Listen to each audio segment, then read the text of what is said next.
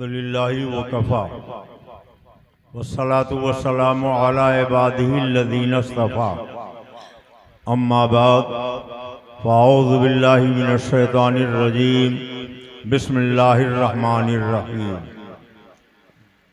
वइज़ क़ुलना लिल मलाइकति इसजुदू लि आदम फ़सजदू इल्ला इब्लीस सदक़ल्लाहुल अलियुल अज़ीम व सदक़ रसूलुहुन नबियुल अमीनुल करीम व नहनु अला ज़ालिका लमिनश शाहिदीन व शाकिरीन वल्हम्दुलिल्लाहि रब्बिल आलमीन। भैया ये आप बंद कर लो। खबरदार वहशत ये बज़्म नबी, ये चल रहा है क्या? खबरदार वहशत ये बज़्म नबी है, हुजूर इसके ऐबो हुनर देखते हैं। ये इत्तेफाक है कि हर साल इस उर्स सरापा कुद्स की तकरीब खेत में मनाई जाती है। कभी कभी आपने देखा होगा कि खेत में जानवर आके चर जाते हैं। कहीं गाय चर जाती है, कहीं भैंस चल जाती है, बैल चल जाता है, कहीं भैंस चल जाती है, कहीं बकरी चल जाती है, थोड़ा इधर थोड़ा उधर, थोड़ा यहाँ थोड़ा वहाँ। तो जिस खेत में जानवर चर जाए, आप बोलो वो खेत अच्छा लगता है कि खराब? कुछ समझ में आ रहा हो तो बोलिए, अच्छा लगता है कि खराब? वही कैफियत आपने महफिल की बना रखी है कि हमारे बहुत से भाई पीछे बैठे हैं और आगे खाली कुर्सियां रखी हुई हैं।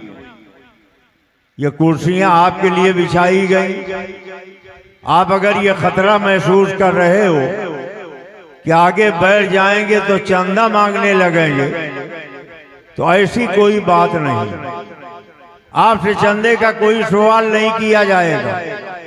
इसलिए हम अपने अहबाब से गुजारिश करेंगे, न आप मेरे लिए नए हो, न मैं आपके लिए नया हूं। थोड़ी सी जहमत कीजिए और पीछे से उठ के आगे जो कुर्सियां खाली हैं यहाँ आके बैठ जाइए।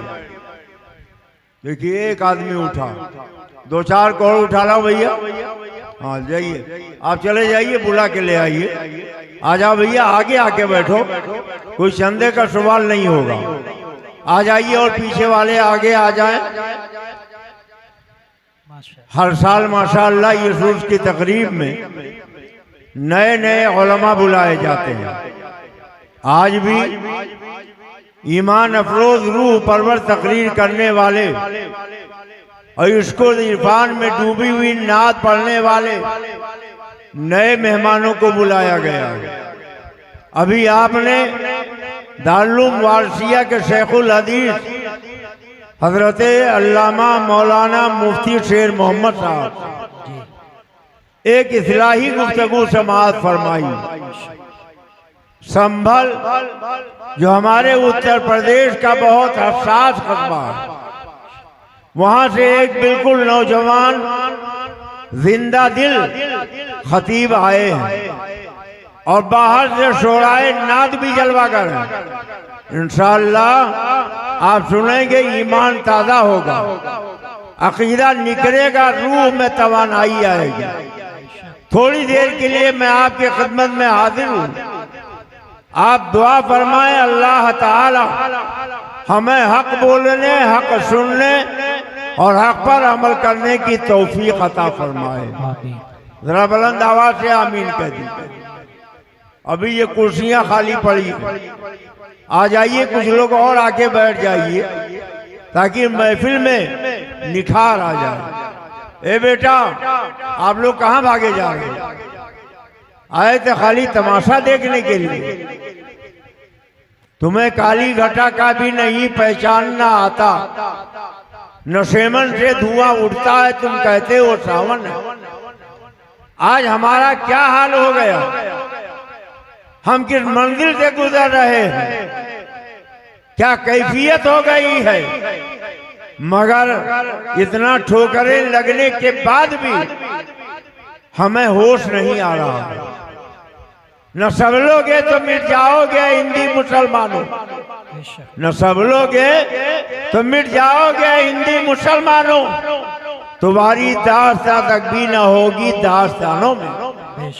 वाइदे कौम की वो पुख्ता ख्याली न रही, बरक़े तबई न रही, शोला मकाली न रही, फलसफा रह गया, तलकीन ग़ज़ाली न रही, रह गई रस्म आदा रूह बेलाली न रही, मस्जिद मर्सिया खाएं कि नमाजी न रहे, यानी वो साहिबे औसाफे आजादी न रहे। शोर है हो गए दुनिया से मुसलमान नाबूद, हम ये कहते हैं कि थे भी कहीं मुस्लिम मौजूद, वज़ा में तुम हो नसारा तो तमद्दुन में हुनूद, ये मुसलमान है जिन्हें देख कर शर्मा यहूद, तुम तो सैयद भी हो, मिर्जा भी हो, अफगान भी हो, तुम सभी कुछ हो, बताओ कि मुसलमान भी हो। मुसलमानों की तो शान ये थी, क्या आ गया है लड़ाई में अगर वक्त नमाज, किबला रूह के ज़मीं बोझ हुई कौम एजाज, एक ही शब में खड़े हो गए बंदा नवाज, बंदो साहिबो मुताजो खली एक हुए, रब के दरबार में पहुंचे तो सभी नेक हुए। जब मैं कहता हूँ कि या अल्लाह मेरा हाल देख, जब मैं कहता हूँ कि या अल्लाह मेरा हाल देख, हुक्म होता है कि तू अपना नाम है अमाल। हमें चाहिए अब गौर करें, फिक्र करें, ये उर्स की तकरीर है, इस्लाह माशरा के नाम पर जलसा। आज हमने ये तस्वुर कर लिया कि नमाज की बात करें तो इस्लाम मुकम्मल हो गई, रोजे की बात करें तो इस्लाम मुकम्मल हो गई, हज और ज़कात की बात करें तो इस्लाम मुकम्मल हो गई, दाढ़ी की बात करें तो इस्लाम मुकम्मल हो गई।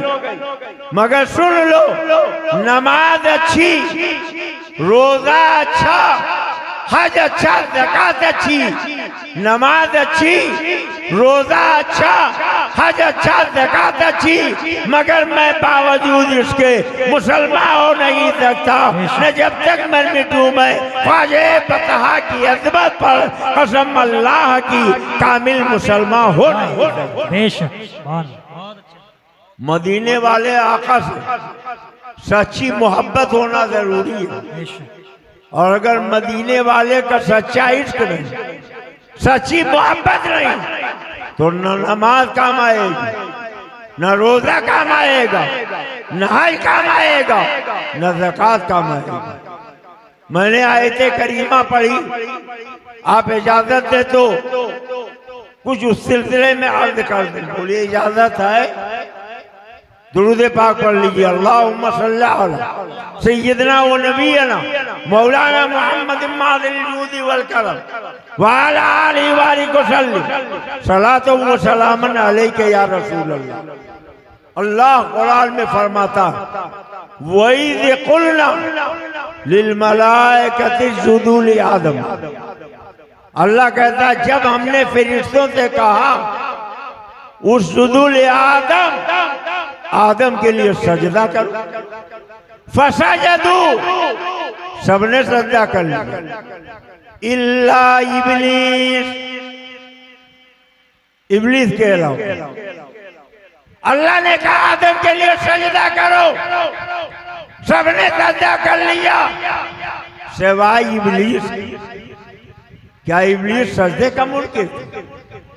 इब्लीस ने 6 करोड़ साल तक इबादत की है। कितने साल? अरे बोलिए ना ताकि कुछ याद रहे आप। कितने साल? 6 करोड़ साल तक इब्लीस ने इबादत की, और इतने सजदे किए कि अगर इब्लीस के सजदे रूए जमीन पे फैला दिए जाएं तो कहीं राई का दाना रखने की जगह बाकी ना रहे। तो जितने 6 करोड़ साल तक इबादत, पूरी जमीन उसके सजदों से भर जाएगी। जब अल्लाह ने कहा उसजुदू लि आदम, आदम के लिए सजदा करो, तो 6 करोड़ साल तक जिसने सजदा किया था एक सजदा और कर लेता जी। सारा झगड़ा खत्म हो जाता। मगर इब्लीस ने क्या कहा, मैं सजदा नहीं करूंगा। किसका? आदम का। अल्लाह का सजदा मैंने हमेशा किया, आइंदा भी करता रहूंगा, मगर अल्लाह के सिवा किसी और को मानूं ये मुझसे नहीं हो सकता। और जब फरिश्तों ने सुना तो उस जुदुल आदम सारे फरिश्ते हजरत आदम के लिए सजदे में झुक गए। अर्ज किया, मौला हम तुझे भी मानेंगे और तू जिसे जिसे मानने का हुक्म देगा उन सभी को मानेंगे। अब देखो तौहीद की दो किस्में हो गई। बोलो कितनी? जोर से बोलो कितनी? दो। एक है इब्लीसी तौहीद और एक है मलकूती तौहीद।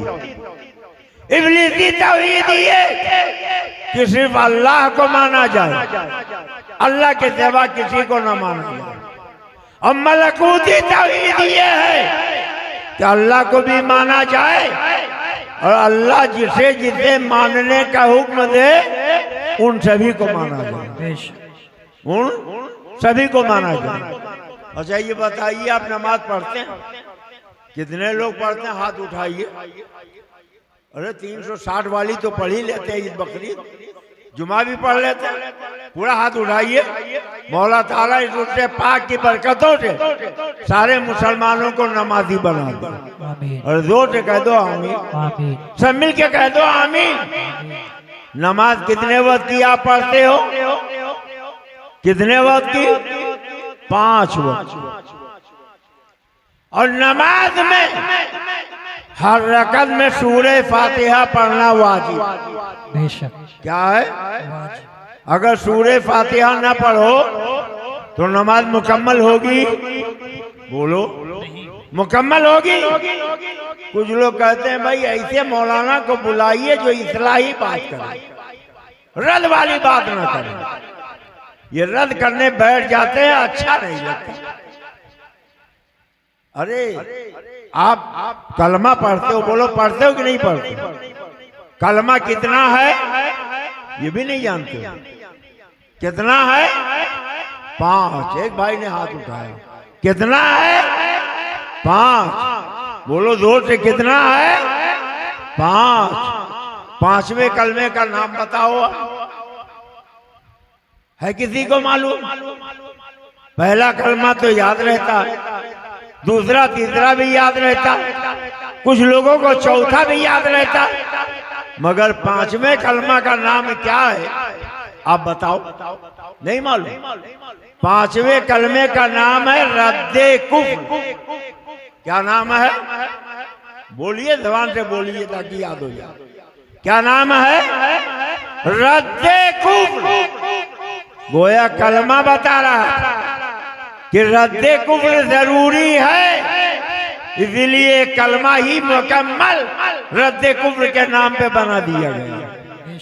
अच्छा आप कुरान पढ़ते हो, कोई काम नेक करते हो तो पहले बिस्मिल्लाह पढ़ते हो कि औज़ु बिल्लाह पढ़ते हो? क्या पढ़ते हो? बोलो ना, क्या पढ़ते हो? ये भी नहीं मालूम? पहले औज़ु बिल्लाह पढ़ते हो।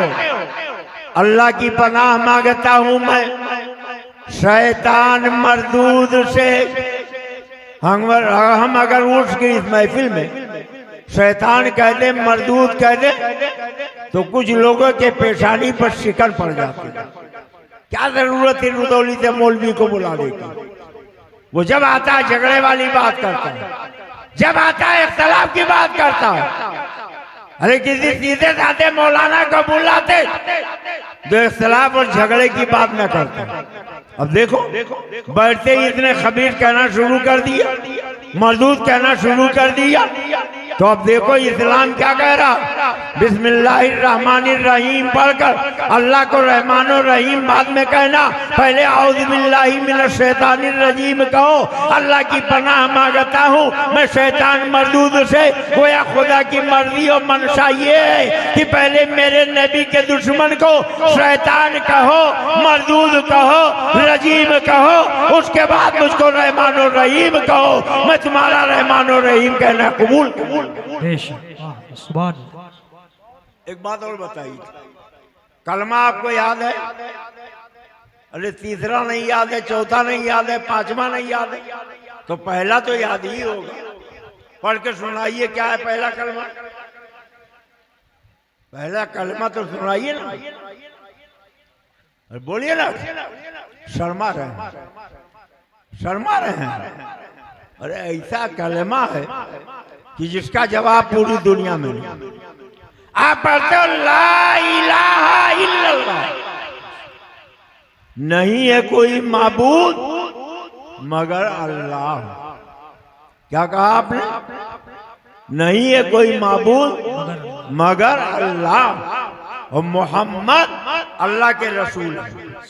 अब अगर खाली इल्लल्लाह कह देते कि अल्लाह है और मोहम्मद अल्लाह के रसूल हैं, बात मुकम्मल हो जाती। मगर इस्लाम कह रहा नहीं, अल्लाह की वहदानियत का इकरार बाद में करना, पहले ला इलाहा कहकर 360 ये जितने भी हजारों लाखों ये माबूदाने बातिल हैं उनका इनकार करो, उसके बाद इल्लल्लाह कहो, तब तुम्हारा इल्लल्लाह कहना कबूल। बेशक बहुत अच्छा। और पांचों वक्त नमाज पढ़ने खड़े होते हैं तो क्या पढ़ते हैं? सूरह फातिहा। क्या पढ़ते हैं? कुछ लोगों को गच्छी रहे, हम फातिहा नहीं पढ़ेंगे, तो हम नमाज पढ़ना छोड़ दें। इसलिए कि नमाज की हर रकत में सूरह फातिहा पढ़ना वाजिब है। 7 आयतें हैं सूरह फातिहा में और ये 7 के साथों पढ़ना वाजिब। अब उनमें कौन सी आयत? इहदिनस सिरातल मुस्तकीम, अल्लाह हमको सीधे रास्ते पर चला, सिरातल लज़ीना अनअमता अलैहिम, उनके रास्ते पर चला जिन पर तेरा इनाम हुआ, गैरिल मग़दूबी अलैहिम वलद्दाल्लीन, उनके रास्ते पर मत चला जिन पर तेरा गज़ब हुआ जो गुमराह हो गए। अब देखो कह दिया, हे अल्लाह मैं इनाम वालों के रास्ते पर चला। हमने कुरान से पूछा है कुरान बता दे इनाम वाले कौन है, तो कुरान कहता है मिनन नबीयीना व सिद्दीकीना व शुहदा व सालिहीन। अल्लाह का नाम नबियों पर है, अल्लाह का नाम सिद्दीकीन पर है, अल्लाह का नाम शुहदा पर है, अल्लाह का नाम सालिहीन पर है। कौन कह सकता है ये साहिब मज़ार सालिहीन में नहीं है? कौन कह सकता है सरकार शेखुल आलम सालिहीन में नहीं है? कौन कह सकता है शेख सैयद सालिहीन में नहीं है? कौन कह सकता है कि चौथा के ताजदार सरकार मखदूम समना सालिहीन में नहीं है? कौन कह सकता है वाजिद से पाक सालिहीन में नहीं है? कौन कह सकता है कि मखदूम शाह मीना सुल्तान अवध सालिहीन में नहीं है? कौन कह सकता है आला हजरत सालिहीन में नहीं है? कौन कह सकता है ख्वाजा गरीब नवाज सालिहीन में नहीं है? कौन कह सकता है गौसे पाक सालिहीन में नहीं? वाह वाह माशाल्लाह बहुत अच्छा। बोलो ये सब सालिहीन में, अरे बोलो हैं कि नहीं? तो गोया नियत बांध के मस्जिद में खड़े होकर अल्लाह की इबादत में हम कहते हैं अल्लाह हमको शेखुल आलम के रास्ते पर चला, शेख सैयद के रास्ते पर चला, मखदूम की चौचा के रास्ते पर चला, वाजिद पाक के रास्ते पर चला, सुल्तान अवध मखदूम शामीना के रास्ते पर चला, हजरत मखदूम माहिमी के रास्ते पर चला, महबूब इलाही निजामुद्दीन औलिया के रास्ते पर चला, अजमेर के ताजदार ख्वाजा गरीब नवाज के रास्ते पर चला, हजरत गौसे पाक के रास्ते पर चला और गैरिल मखदूबी अलैहिम वलद्दाल्लीन, अल्लाह उनके रास्ते पर न चला जिन पर तेरा गज़ब हुआ। अब अल्लाह का इनाम किस पर है? ये वलियों पर है, सिद्दीकीन पर है, शुहदा और सालिहीन पर है। अल्लाह का गज़ब किस पे हुआ? इब्लीस पे हुआ। और जो इब्लीस के रास्ते पर चल रहे हैं, वो चाहे अशरफ अली थानवी हो, चाहे रशीद अहमद गंगोही हो, चाहे कासिम नानोतवी हो, चाहे खलील अहमद अम्बेडवी हो, हम नमाज में कहते हैं अल्लाह तेरे गज़ब के ये लोग मुस्तहिक हो गए, इनके रास्ते पर न चला। वाह बेशक बहुत अच्छा समझ में बात आ रही नहीं आ रही? जी। हुजूर गौसे पाक के परदादा पीर थे। ए भैया ए बाबू, देख ही नहीं रहे तुम मुझ को। आप लोग घबरा तो नहीं रहे? अच्छे अच्छे मुकर्रिर और शायर बुलाए। मेरी तबीयत 3 साल से बहुत खराब चल रही है। हार्ट में भी 3 छल्ले पड़े, लीवर में भी 3 छल्ले पड़े। सारे प्रोग्रामात हमने तकरीबन खत्म कर दिए। बहुत जरूरी होता जाता हूँ। आप लोगों ने याद किया, हाफिज साहब गए, उन्होंने कहा चाहते भैसौली वाले कि आप आ जाइए, तो मैं आ गया। अगर कुछ सुनना चाहें तो अर्ज करूं, वरना खत्म कर दूं। अरे बोलिए ना। गौसे पाक के दादा पीर हजरते श्री सख्ती रहमतुल्लाह अलैह एक मर्तबा कहीं जा रहे थे, धूप बहुत तेज थी। एक पेड़ के करीब गए और उसके जड़ से टेक लगाया, बैठ गए। पेड़ के जड़ से टेक लगा के बैठ गए। अल्लाह ताला ने उस पेड़ को कुव्वते गोयाई अता फरमाई। पेड़ ने कहा श्री शक्ति मेरी तरह बन जाओ। कहा क्या मतलब? कहा लोग मेरे ऊपर ढेला फेंकते हैं, लोग मेरे ऊपर पत्थर बरसाते हैं, लोग मेरे ऊपर डंडे बरसाते हैं, मगर मैं ढेले का जवाब ढेले से नहीं देता, पत्थर का जवाब पत्थर से नहीं देता, डंडे का जवाब डंडे से नहीं देता। वो हमें पत्थर मारते, ढेला मारते हैं, डंडे मारते हैं, और मैं उन्हें मीठा फल खिलाता हूं। तुम भी ऐसी बन जाओ, ऐसी बन जाओ। तो हजरत श्री शक्ति ने फरमाया कि बात तो तुमने सही कही, मगर एक बात बताओ। कहा वो क्या? कहा लोग तुझे पत्थर मारते हैं, ढेला मारते हैं, ईंट मारते हैं, डंडा मारते हैं, तूने मीठे फल खिलाता था। जब तेरा काम इतना अच्छा है, तो जब तू सूख जाता है तो तुझे जलाया क्यों जाता? कोयला क्यों बनाया जाता? राख क्यों बनाई जाती है? इसकी वजह बताओ।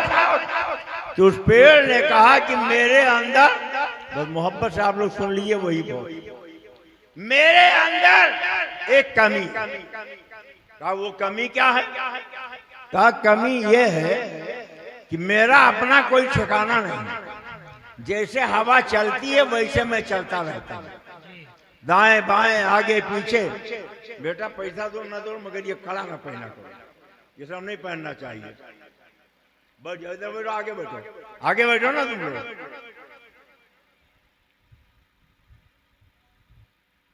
मेरे अंदर कमी ये है कि जब हवा चलती है तो जिधर चलती है, जैसे मुझे झुलाती है मैं वैसे झूल जाता हूँ। चलो तुम उधर को, हवा हो जिधर की। इसीलिए चलने की हमें सऊबत उठानी पड़ती है, कोयला बनना पड़ता है।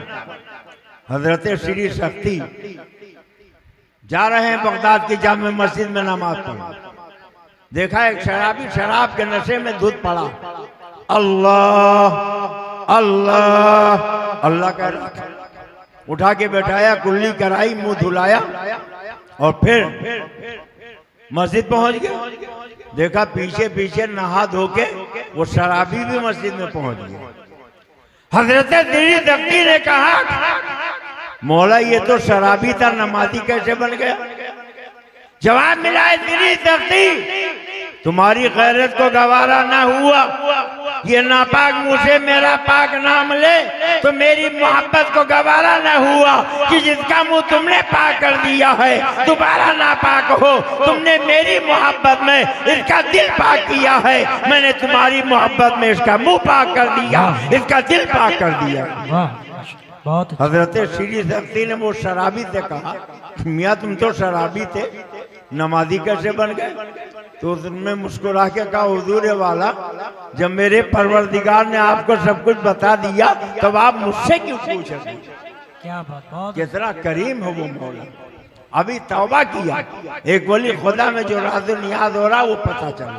बेशक हजरत माशरे की इलाह करो, जरूर करो, मगर पहले अकीदा दुरुस्त करो। आप जिस नबी को उम्मती हो, उन्होंने फरमाया कि मेरी उम्मत में 73 फिरके होंगे। बोलो कितने? 73। कितने? आज लोग आते हैं बड़ी लजाजत से कहते हैं हरम पाक भी अल्लाह भी कुरान भी एक, क्या बड़ी बात की होते जो मुसलमान भी एक, हरम एक, अल्लाह एक है, कुरान एक है, सारे कलमा पढ़ने वालों को एक हो जाना चाहिए, सबको मिल जाना चाहिए। बड़े नाजुक जमाने में गुजर रहे, मैं अर्ज करूँगा आप नाजुक जमाना देख रहे हो मगर ये नहीं देख रहे हो कि किससे आप इत्तेहाद कर रहे हो। एक गिलास में 100 ग्राम तेल डालिए, उसी में 100 ग्राम पानी डालिए, स्टील का चम्मच लेकर रात भर मिलाते रहिए। जब सवेरा होगा आप देखेंगे तेल अलग है पानी अलग है, पता चला तेल और पानी में मिलाप नहीं होता, अंधेरे उजाले में सुलह नहीं होती, नूर और जुल्मत में मसाले नहीं होती, नबी के वफादार नबी के गद्दार में सुलह नहीं होती। तो जब नबी के वफादार में नबी के गद्दार में सुलह नहीं हो सकती, तेल पानी में मिलाप नहीं हो सकता, तो नबी का वफादार नबी के गद्दारों से कभी सुलह नहीं करेगा। वाह वाह, बेशक जिंदाबाद जिंदाबाद। आप कहोगे नबी का गद्दार है कौन? तो एक तबका वहाबी देवबंदी का, उसको तो आप जानते हो, मगर एक और भी है जिसको राफदी कहते हैं, शिया। आप कहते हो अरे साहब आप कहाँ छेड़ के बैठ गए? अगर रुदौली में आप आइए तो आपको बहुत मिल जाएंगे, सुफियानी में मिल जाएंगे।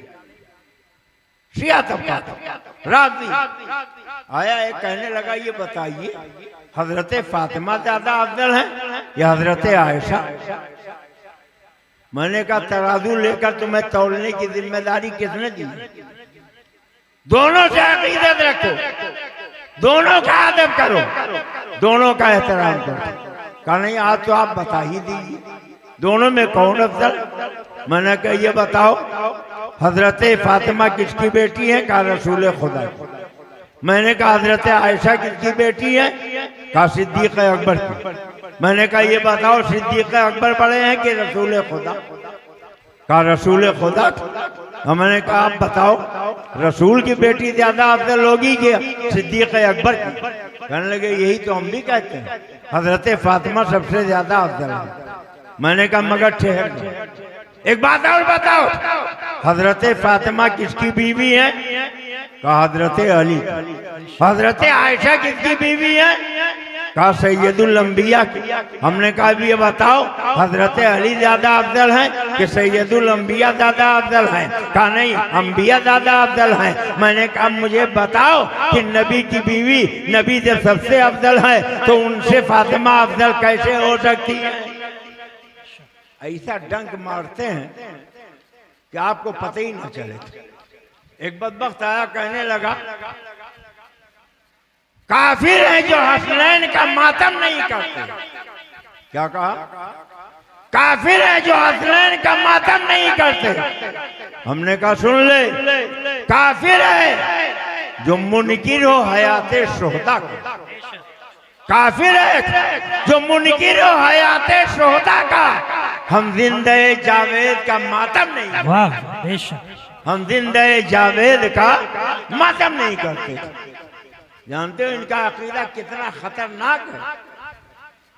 कहते हैं हजरत इमाम मेहदी आए तो हजरत अबू बकर सिद्दीक हजरत उमर के बारे में बकते हैं कि उन्हें कब्र से खोद के निकालेंगे और पेड़ में ले जाके लटका देंगे और फिर दोनों को सूली देंगे। मादल्ला, जोर से बोलो मादल्ला। जोर से बोलो माज़अल्लाह। माशाअल्लाह रब्बी। हजरत आयशा के बारे में बकते हैं कि वो माज़अल्लाह 10,000 बार माज़अल्लाह जबान अदा करते हुए थर्राती है, मगर आप नफरत कैसे करोगे, इसलिए बोलना पड़ेगा। कुरान कहता है नबी औला बिल मोमिनीन मिन अनफुसिहिम, नबी मोमिन से उसकी जान से ज्यादा करीब है, और नबी की बीवियां उम्मत की माएँ हैं। अल्लाह कुरान में कहता है नबी की बीवियां उम्मत की माएँ हैं, मगर ये बदबख्त कमीने, ये कुत्ते कहते थे माज़अल्लाह नबी की बीवी फाहिशा थी, और उन्हें जब वो निकाला जाएगा कब्र से तो 100 कोड़े लगाए जाएंगे। बोलो भैंसौली वालों, कुर्बो जवार वालों, अगर तुम्हारी माँ को कोई फाहिशा कहते तो तुम उसके पीछे पीछे दौड़ोगे, उसको मोहब्बत से देखोगे? हम अल्हम्दुलिल्लाह आला हजरत के मानने वाले, बेशक हमारे इमाम ने फरमाया कि सहाबा को भी मानो, अहले बैत के भी मानो।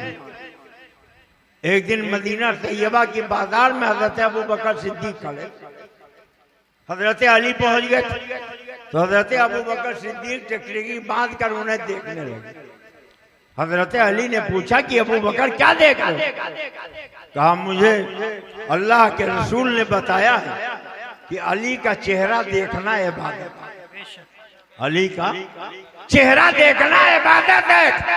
हे अली, मैं आपका चेहरा देखकर इबादत कर रहा।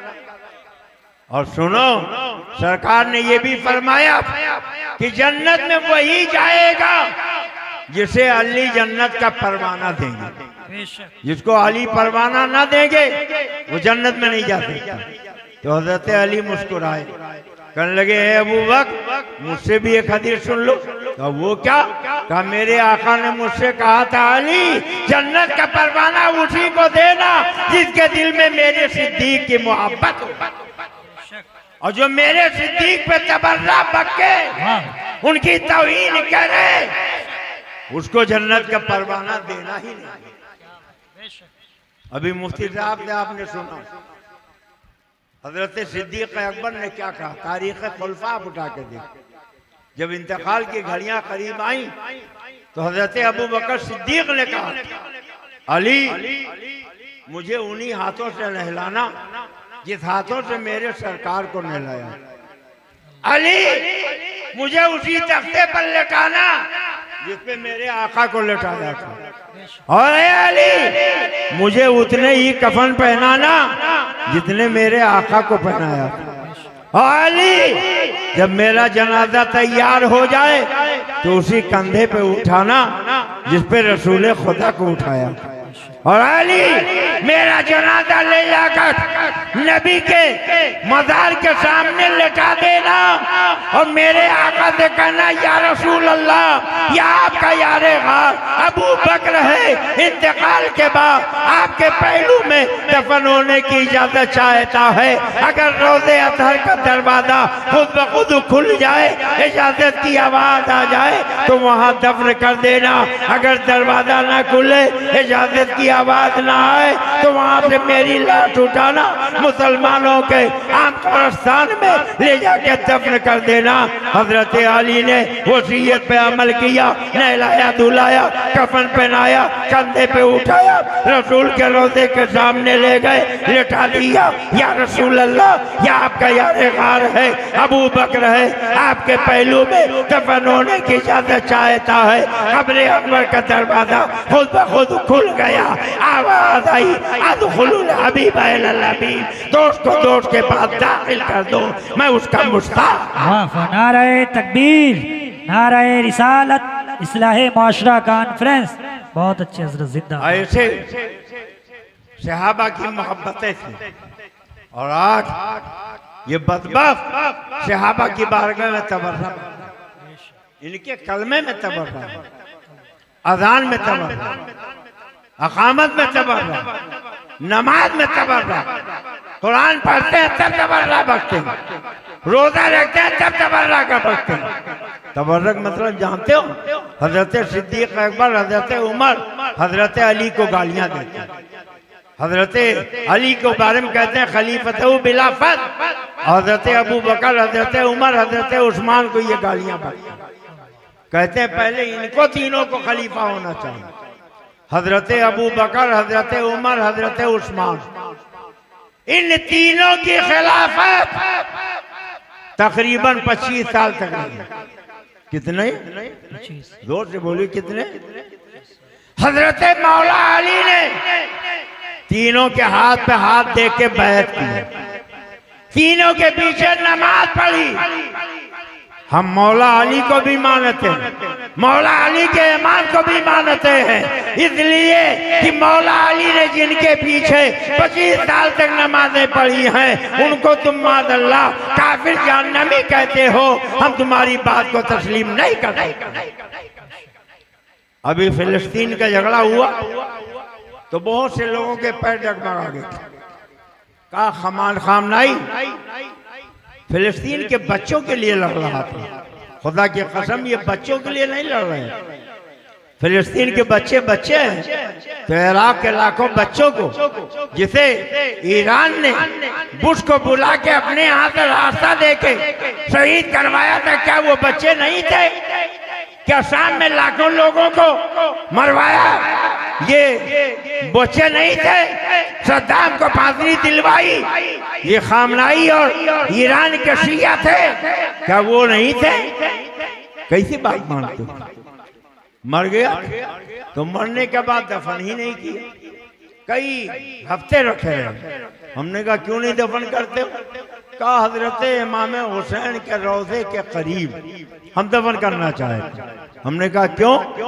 कहा जो हजरत इमाम हुसैन के रोजे के 40 किलोमीटर के इर्द गिर्द में कहीं दफन हो जाए उस पर जहन्नम की आग हराम हो जाए।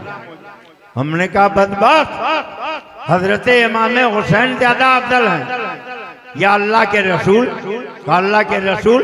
मैंने कहा कमीने, हजरत इमाम हुसैन के बारे में तो तेरा ये अकीदा कि उनके मज़ार के चारों तरफ 40 किलोमीटर के फासले में जो दफन हो जाए उस पर जहन्नम की आग हराम हो जाए, और रसूलुल्लाह के बारे में तुम्हारा ये अकीदा कि नबी के पहलू में हजरत अबू बकर लेटे हैं, हजरत उमर लेटे हैं, और तू उन्हें जहन्नमी कह रहा।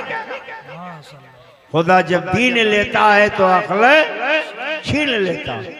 अक्ल होती तो खुदा से न लड़ाई लेते, ये घटाए उसे मंजूर बढ़ाना तेरा।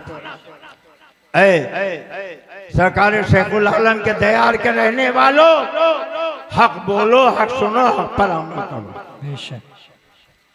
अल्लाह तौफीक दे। तो जितने गुमराह फिरके हैं उन सब से रिश्ता नाता तोड़ के आगे। वक्त ज्यादा हो गया, अभी मुकर्रिरीन भी मौजूद हैं, शोराए नात भी मौजूद हैं। अगर मेरी तबीयत ठीक होती तो मैं बैठ के नातें भी सुनता, तकरीर भी सुनता, मगर मैं आपसे माजरत चाहता हूँ। अल्लाह ताला हम और आपको हक सुनने, हक पर अमल करने की तौफीक अता फरमाए। आखिरी बात सुन लीजिए। कहते हैं साहब यहूद और नसारा के मुकाबले में ईरान वाले कलमा पढ़ते, तो कलमा का तो लिहाज हम करेंगे। तो करबला में जो 22,000 यजीदी इमाम हुसैन के मुकाबले में आए थे, क्या वो कलमा नहीं पढ़ते थे? हजरत इमाम अली मकाम ने 72 जख्म नेज़े के खाए, 82 तलवार के घाव बर्दाश्त किए, 18 साल जवान बेटे अली अकबर की जवानी लूटी, शहीद भतीजे कासिम शहीद किए गए, अब्बास अलमदार के बाजू जुदा किए गए, हजरत अली असगर शीरुखार को शहीद किया गया, मगर इमाम अली मकाम ने कलमा नहीं देखा, नमाज नहीं देखा, पूरी बड़ी जमात नहीं देखी। फरमा दिया है मेरे नाना के उम्मतियों क़यामत तक खाली कलमा मत देखना, ये देखना कि ये वफादार है कि गद्दार है। अगर गद्दार हो तो उससे तुम्हारा कोई ताल्लुक होना ही नहीं चाहिए। अल्लाह ताला हमें हक पर चलने की तौफीक अता फरमाए। आमीन। वमा अलैना इल्लल बलाग।